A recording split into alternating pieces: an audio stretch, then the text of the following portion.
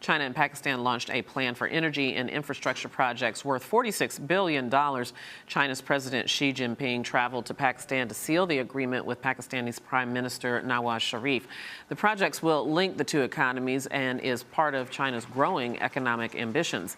Ann Lee is an adjunct professor of economics and finance at New York University, as well as the author of What the U.S. Can Learn from China. I spoke with her earlier about this historic agreement. And welcome to Arise America. Thank you so much for coming in. I do appreciate it.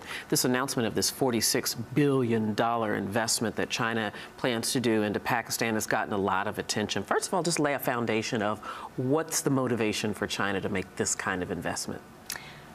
China basically wants to put out a new paradigm, one that actually was first envisioned by Franklin D. Roosevelt, because this president had saw that the only way to have lasting peace after the war is to ensure that there is economic opportunity for everyone, that the idea of empires ends forever, and that people have self-determination, and that if nations go to take resources from other nations, that they replace it with infrastructure and help them with education so that these people have a way out of their their poverty and other situations that, have kept them in these impoverished situations. And so China has basically taken on this new paradigm to put out the vision that was once talked about and that was discarded after FDR died.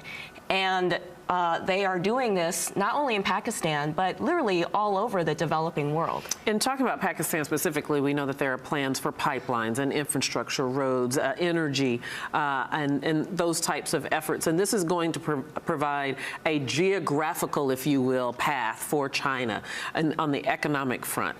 What's the greater foreign policy goals of China in being involved in this region? Well, China certainly wants to expand economic prosperity, that you can grow the economic pie. It's not, a zero-sum game.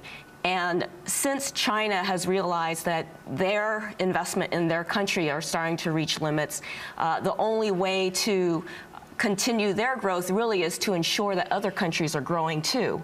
And so it's much easier to try to help these developing countries come up from a very low base than to deal with the politics of Europe and the United States to try to get them to reform their economies to grow at a faster rate. So I think that this is part of China's long-term thinking in their foreign policy. The United States has invested heavily in the region, particularly with Pakistan. I believe it's $31 billion since 2002, if I have my numbers correctly. But China's investment, this announcement, far eclipses that.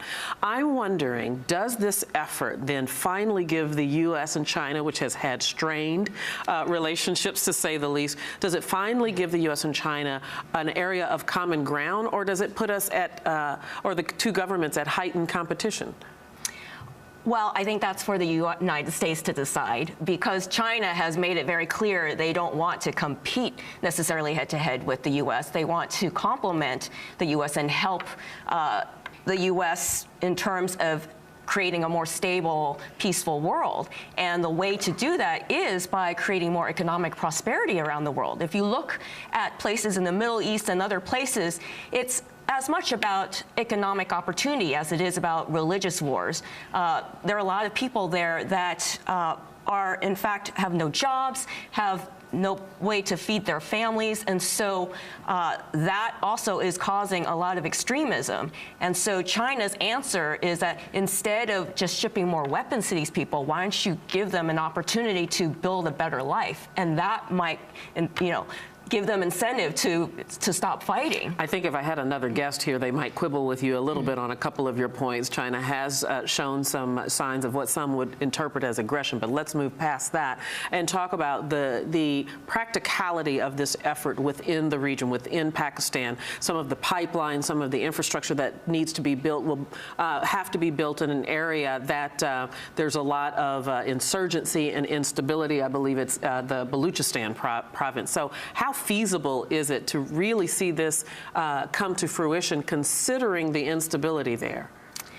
I would say it's challenging, to say the least, because clearly you could create these big projects, and if someone decides to come and blow them up, then you're back to square one. So I would say that this is going to be very tricky negotiations to ensure that there's adequate security there so that these projects aren't jeopardized. I don't know how China plans to work out these details with the government there, but I'm sure that they will be, definitely part of the negotiation. Can you put on your prognosticating spectacles, if you can, and sort of look into the future about how this effort might provide ways that's mutually beneficial, going back to U.S.-China relations, mutually beneficial to the relations between these two countries and governments, and then maybe the areas that might cause locking of horns again?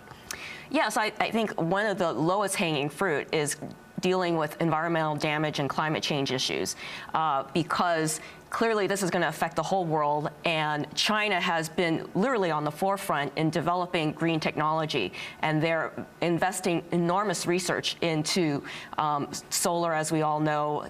They're the largest investor in wind technology, more than all the other countries combined, in fact. So they're doing a lot of things, and they're planning to roll out over 100 nuclear power plants. And if you look around at other developing countries, say India, their pollution is probably worse than China's right now. And so China actually could help other countries like India to develop cleaner energy sources to try to get them to limit their carbon emissions. And this would be a huge benefit to the United States, to Europe, to everybody, really.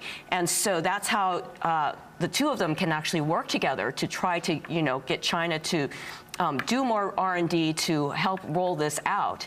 And so I think that the U.S. and China need to try to focus on joint cooperation in these areas in order to try to keep the tensions down. Yes, very well said, and let's hope they listened. Ann Lee, thank you very much. It's nice to speak with you. Great, thank you.